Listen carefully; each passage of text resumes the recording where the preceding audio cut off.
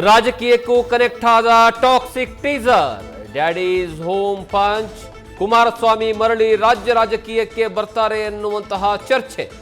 ರಾಜೀನಾಮೆ ಚಾಲೆಂಜ್ ಹಾಕಿದ ಡಿಕೆ ಸುರೇಶ್.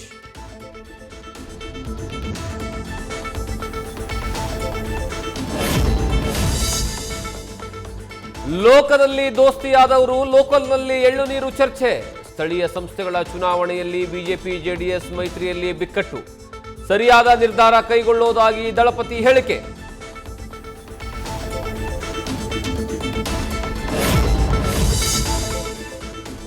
ಬಳ್ಳಾರಿ ಗಲಾಟೆ ಪ್ರಕರಣದಲ್ಲಿ ಸಿಐಡಿ ತನಿಖೆ ಚುರುಕು, 3 ದಿನಗಳಲ್ಲಿ ಸಂಪೂರ್ಣ ವರದಿ ನೀಡುವಂತೆ ಎಸ್ಪಿಗೆ ಐಜಿಪಿ ಸೂಚನೆ. ಸಾಕ್ಷ್ಯನಾಶದ ಆರೋಪ ರೆಡ್ಡಿ ರಾಮುಲುವಿಂದ ಘರ್ಜನೆ.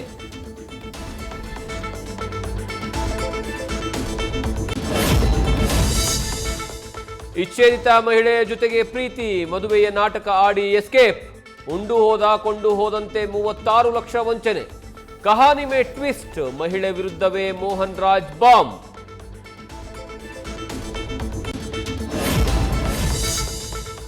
ಟೀಸರ್ ಮೂಲಕವೇ ಧೂಳೆಬ್ಬಿಸಿರುವಂತಹ ಟಾಕ್ಸಿಕ್ ಚಿತ್ರಕ್ಕೆ ಸಂಕಷ್ಟ.